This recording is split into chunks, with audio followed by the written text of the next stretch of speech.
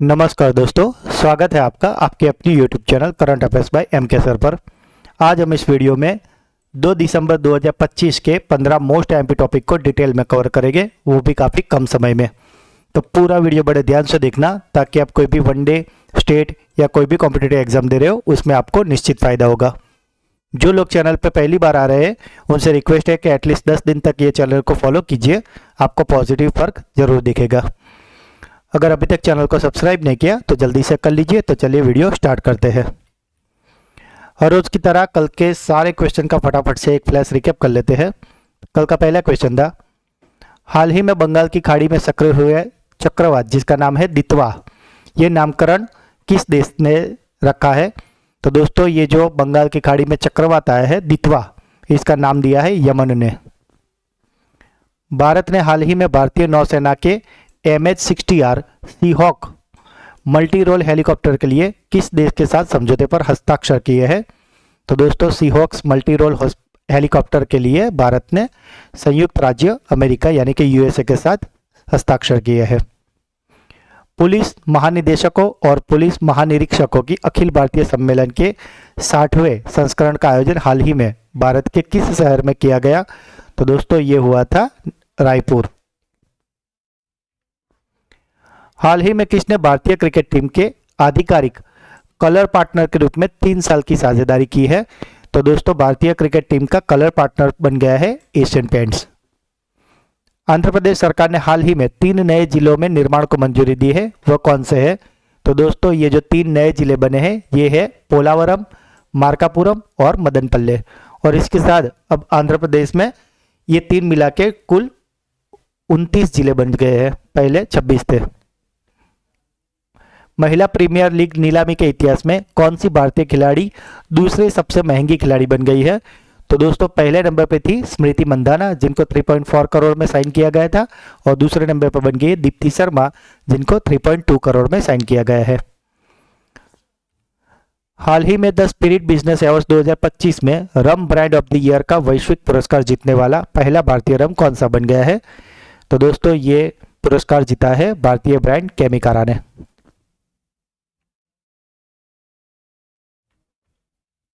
Operation सागर बंधु भारत द्वारा किस पड़ोसी देश के साथ मिलकर शुरू की गई थी? तो दोस्तों ये जो ऑपरेशन सागर बंधु है जो कि एक मानवीय सहायता थी, ये दी गई है श्रीलंका को।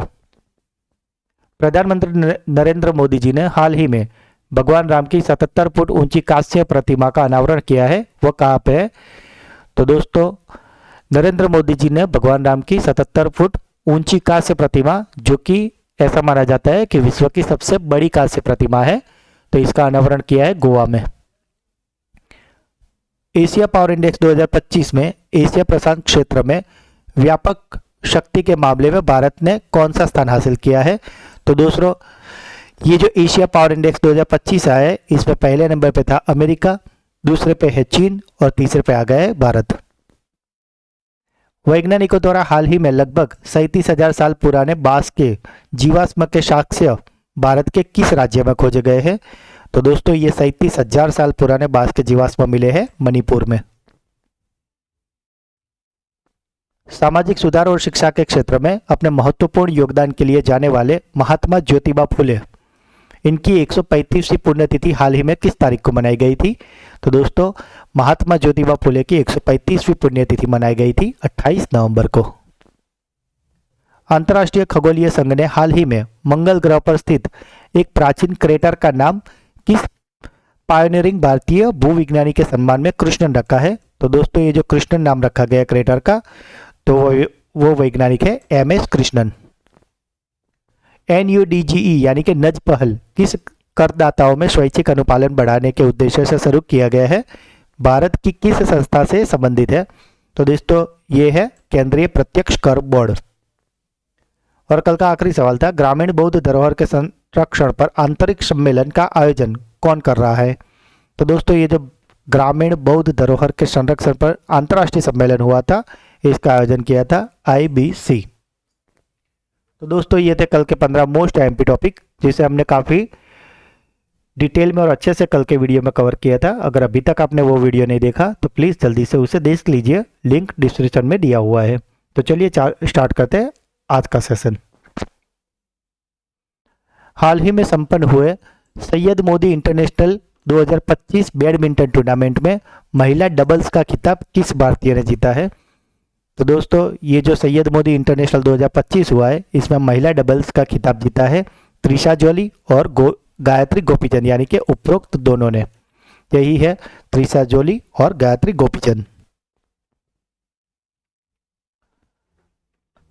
तमिल संगम का चौथा आयोजन भारत के किस शहर में किया गया है?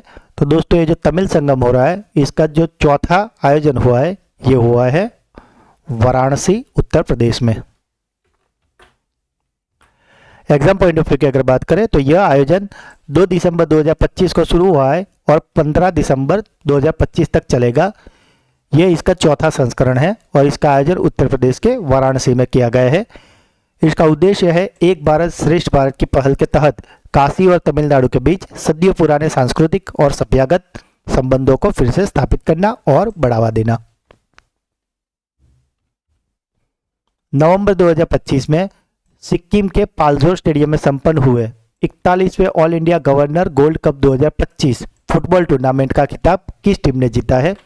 तो दोस्तों ये जो 41वां all India governor gold cup 2025 football tournament हुआ था, इसे जीत लिया है राजस्थान यूनाइटेड एफसी ने। यह टूर्नामेंट सिक्किम राज्य के गंगटोक शहर में आयोजित किया गया था और अगर बात करें फाइनल मैच की तो वो हुआ था पाल्जोर स्टेडियम में। यह टूर्नामेंट नवंबर 2025 के अंतिम सप्ताह में आयोजित किया गया था और जो फाइनल मैच थी वो हुई थी 29 नवंबर 2025 को। फाइनल में राजस्थान यूनाइटेड एफसी ने सर्विसेज एफटी को हराया था और फाइनल का स्कोर रहा था 1-0। तो अगर आपसे पूछे कि रनर अप कौन रही थी, तो रनर अप थी सर्विसेज एफटी और जीत हासिल की थी राजस्थान यूनाइटेड एफसी ने। एक ही दिन में सबसे बड़े कैरियर सलाह कार्यक्रम 17 आयोजित करने का गिनीज वर्ल्ड रिकॉर्ड किस संस्थान ने बनाया है? तो दोस्तों ये जो सबसे बड़े कैरियर सलाह कार्यक्रम था जो कि एक ही दिन में था और इसका गिनीज वर्ल्ड रिकॉर्ड बन गया है, ये बनाया है भारतीय चार्टर्ड अकाउंटेंट संस्थान। इसमें देश भर से 2500 से अधिक स्थानों व केंद्रों को जोड़ा गया था और रिकॉर्ड बनाने के लिए 3.5 लाख से अधिक छात्रों ने इस सत्र में भाग लिया था। हाल ही में किस देश के वैज्ञानिकों ने कैंसर को डिकोड करने के लिए एक एआई टूल जिसका नाम है ऑन्कोमार्क इसको विकसित किया है? तो दोस्तों ये जो कैंसर को डिकोड करने के लिए ऑन्कोमार्क एआई टूल बनाया गया है, ये बनाया है अपने देश भारत ने। हाल ही में जिस महाकाव्य जिसका नाम है मृत्युंजयी, इसका लोकार्पण किया गया था, उसके लेखक कौन है? तो दोस्तों ये जो मृत्युंजयी, आप ये जो इमेज देख रहे हो, यही है वो बुक जिसका अभी लोकार्पण किया गया है, महाकाव्य है ये। तो इसको लिखा है भागवत झा आज़ाद ने। अगर भागवत झा आज़ाद की बात करें तो बिहार के पूर्व मुख्यमंत्री थे। पुस्तक का लोकार्पण हाल ही में दिल्ली स्थित इंदिरा गांधी राष्ट्रीय कला केंद्र में किया गया था। हाल ही में इंडियन ऑफ द ईयर 2025 पुरस्कार समारोह में वर्ल्ड चैंपियन अवार्ड से किसे सम्मानित किया गया है? तो दोस्तों ये जो इंडियन ऑफ द ईयर 2025 है उसमें वर्ल्ड चैंपियन अवार्ड बनी है हरमनप्रीत कौर। यह सम्मान प्रतिष्ठित CNN news 18 Indian of the year 2025 पुरस्कार समारोह के दौरान प्रदान किया गया था।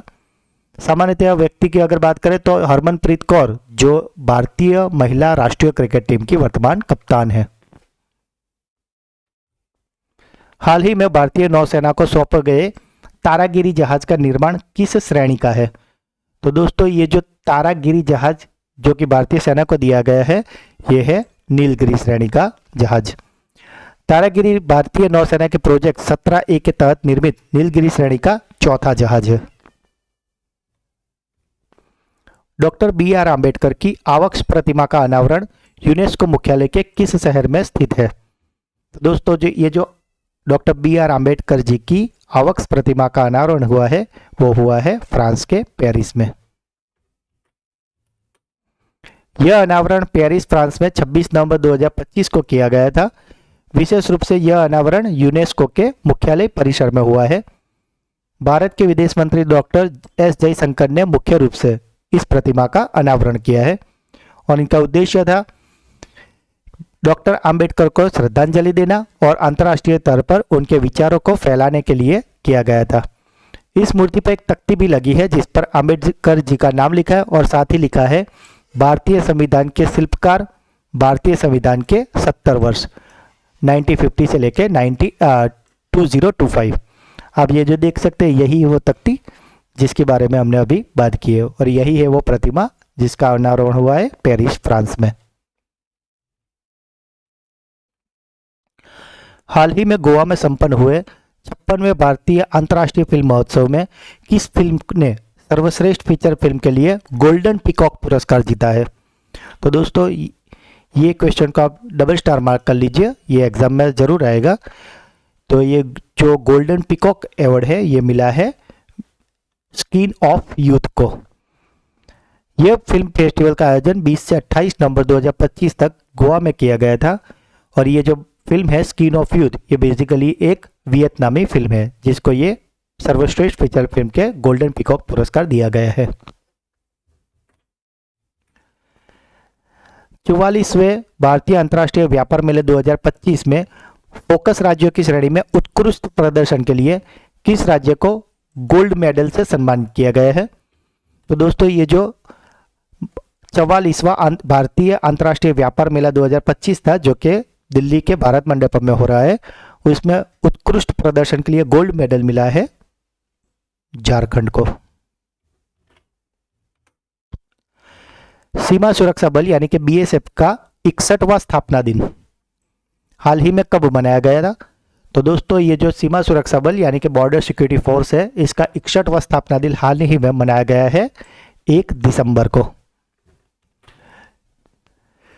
सीमा सुरक्षा बल की स्थापना 1 दिसंबर 1965 को हुई थी और इसका उद्देश्य है इसकी स्थापना 1965 में जो भारत पाकिस्तान का युद्ध हुआ था उनमें जो जवानों ने अपना बलिदान दिया था उनको याद करना और उनकी सेवाओं को सम्मानित करना।